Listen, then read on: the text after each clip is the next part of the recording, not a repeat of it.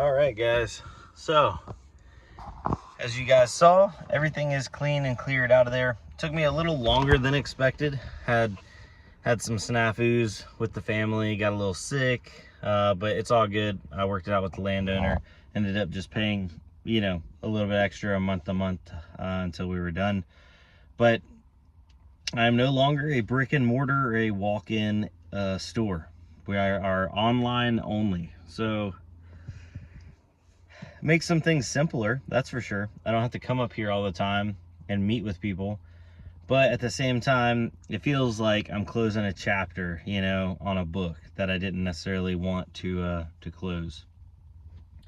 Oh well, though, I will keep an eye out, and if I can find another location that is reasonable, I'll definitely open up another one. But for right now, with how, you know, old my kids are and them having preschool and all this stuff, and then now I am stay at home, kind of makes sense that, you know, it's online only and it's out of my garage. So I think now is time to buckle down and start getting some inventory in. I have a couple prospects, 2 farms that are gonna wait. They're getting back to me, and then we'll kind of go from there. But it's been a good year. It's been a good year. I don't know why. Like closing down the brick and mortar just feels so bad. And then of course I get these people that, oh, you couldn't stay in business, you had to close. And I'm like, it's almost like a principle kind of thing. So I started my rental here, and it was less than $600 a month, including everything, $575.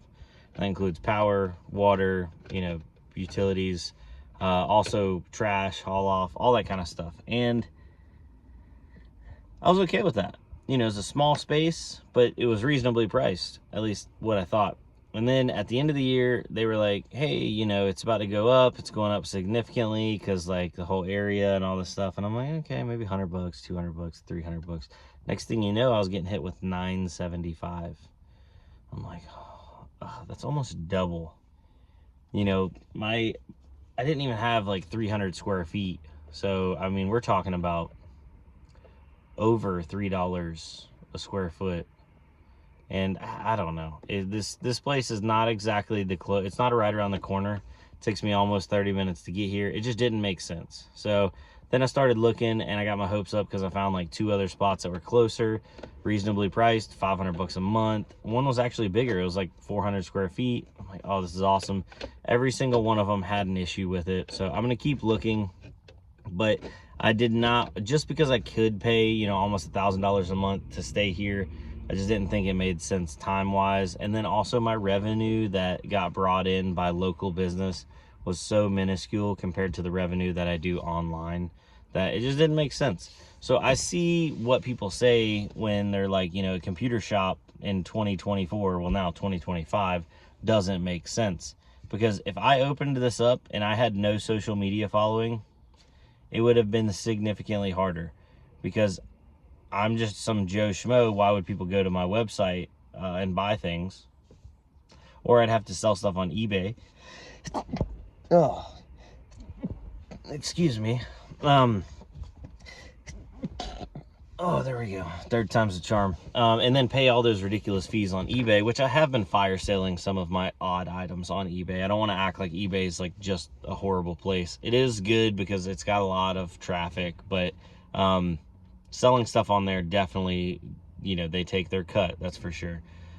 So, you know, having the brick and mortar was nice because, like, I just get these random people walking in, hey, this, that, the other, odds and ends. Never really any big customers. Every now and then I had people that wanted like a custom computer, and I kind of had transitioned away from building computers, not because I didn't enjoy it, but because I was selling to so many people, so many builders. I'm selling to people that are building the computers for the people that want the custom computers. So it just didn't make sense for me to be building computers as well. And also, the people that build computers are a lot more return business, whereas people buy a computer, I might not see them for years. So I don't know, just a lot of things going through my head, but it is what it is. Made the decision, so we're gonna stick with it, and only time will tell. Maybe we'll have another brick and mortar location. Is it as glamorous as I thought it was? Absolutely not. Absolutely not. Trying to keep up with all the rules and regulations for having a walk-in company or a walk-in store. No, it's not great. But if I can find another one reasonably priced, or if I get to the point where I just cannot do it at my house anymore, then I guess it'll be time. So anyway, guys, I'm going to jump off here. I really appreciate y'all listening to me ramble. If you need anything, always you can go to bc-pc.com, BCPCs, or our eBay link now is at the top of the bc-pc.com as well. So if you want to check out our eBay store and see some of the more off-the-wall items. I've been putting a lot of the Intel processors on there because they just haven't been selling good, just to get them gone, because I've been holding on to some of these processors for like months and months now. And it made me realize it when I'm moving it. That's when you realize you have all this junk. Whenever you have to go move somewhere, it's like, holy smokes, why do I have this? Why do I have that? Why do I have this? Sell it, get it going. But anyway, I'm gonna get this little potato back to the house. Gotta go pick up the other potatoes.